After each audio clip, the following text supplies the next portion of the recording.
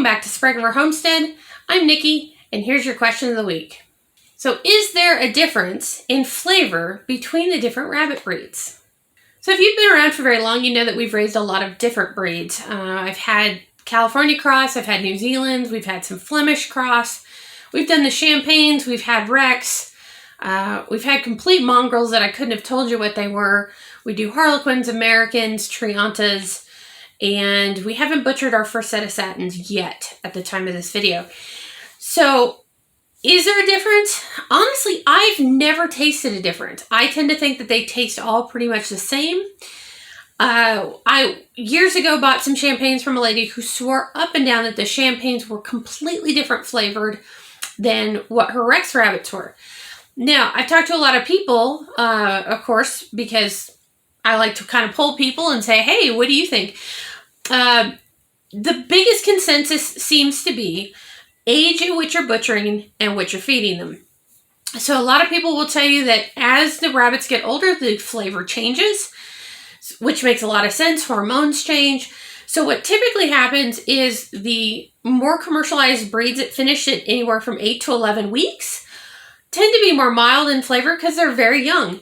If you take something like a Harlequin, where 6-month maturity rate, a 4-class rabbit, typically by the time that we get up to 5 pounds, at the 12 to 14 mark, our rabbits are actually getting pretty on up to the maturity rate, right? So hormones are running differently. And the flavor can be a little bit more, I won't say stronger. Well, maybe stronger would be a good word for it.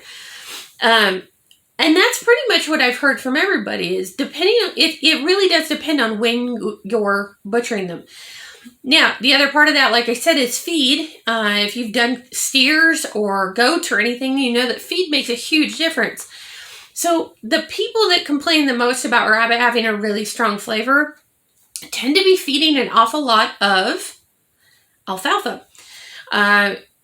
I don't feed a lot of alfalfa, so I've never really noticed a difference, but apparently the more alfalfa or the more twigs, brush, that kind of stuff you're letting them chew on, apparently can make some kind of difference in the quality and taste of the meat. Now we see this in goats, in milk as well, that diet will affect flavor.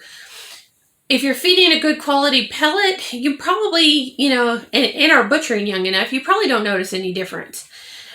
The only other thing that I heard repeatedly from several people is that the American chinchilla actually has a stronger flavor than any other breed. I have not had one, but this is what I've been told by people who both process meat and by people who raise them. A girlfriend of mine is raising them and Satins, and she said yes, if she pulls a butchered rabbit out of the freezer, she said she can tell when they eat it exactly what it is. Apparently, the American chinchilla has a gamier taste. Again, haven't tried it myself, so I'm just going to have to take their word for it. So that's it for this week on Sprague Homestead. There's your question asking about the flavor difference in rabbits. So happy homesteading. We will see you next time.